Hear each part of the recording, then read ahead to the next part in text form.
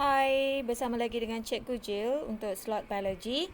Okey, hari ini Cikgu Jill nak share dekat kamu semua berkenaan dengan soalan-soalan yang selalu ditanya dalam SPM. Okey, bukanlah topik yang selalu ditanya, tapi maksud Cikgu Jill ialah konstruk yang selalu ditanya dalam soalan SPM. Okey, soalan konstruk yang pertama adalah pengetahuan. Okey, aras yang paling utama sekali yang student perlu kuasai adalah konstruk pengetahuan. Jadi Cikgu J senaraikan contoh-contoh soalan konstruk pengetahuan. Okey, cuba tengok sama-sama. Okey, contoh soalan ni ialah berkaitan dengan ameba. Okey, so Rajah 1.1 menunjukkan struktur suatu ameba. Okey, semua kenal ameba sebab dah belajar waktu tingkatan 1. Okey, so sekarang soalan tanya, nyatakan peringkat organisasi sel bagi ameba.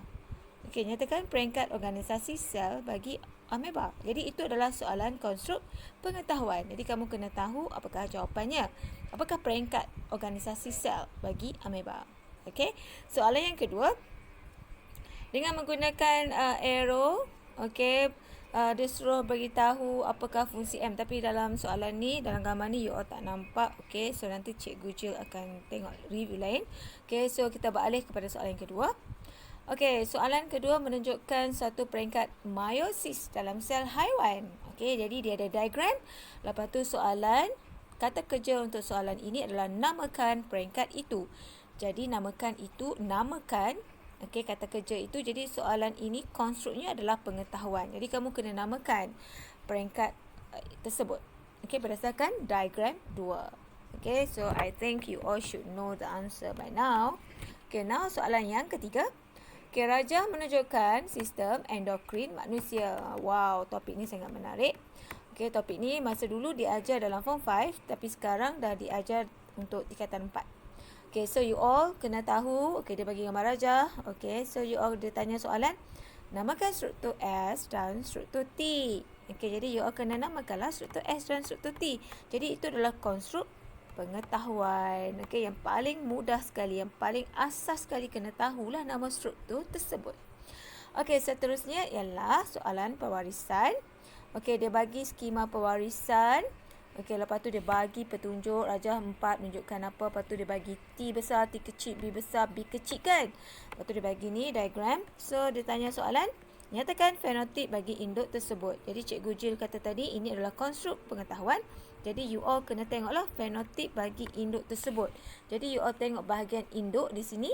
Okey, dia bagi T besar, B kecil, B kecil, T kecil, B besar, B besar. Jadi you all should be able to identify apakah fenotip bagi induk tersebut.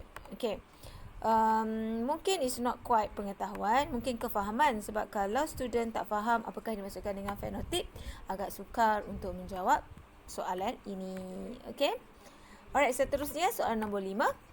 Okey, ini menunjukkan, Rajah menunjukkan keadaan toraks semasa proses J dan proses K dalam mekanisme pernafasan. Okey, sebenarnya student dalam Rajah, dalam soalan biologi, Rajah ini memainkan peranan yang sangat penting sebenarnya. Sebab dia boleh bantu kamu untuk mendapatkan jawapan. Jadi kalau kamu tengok kat sini, ada arrow. Okey, arrow naik, arrow turun. Jadi soalan di sini tanya, namakan proses J and K. Namakan proses J dan proses K. Jadi ada dua je lah kan, inhale ataupun exhale. Jadi you all should be able to identify which one is inhale, which one is exhale.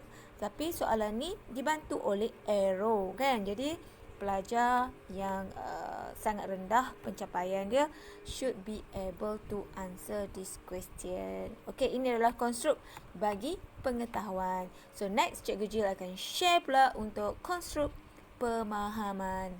Stay tuned guys. Bye.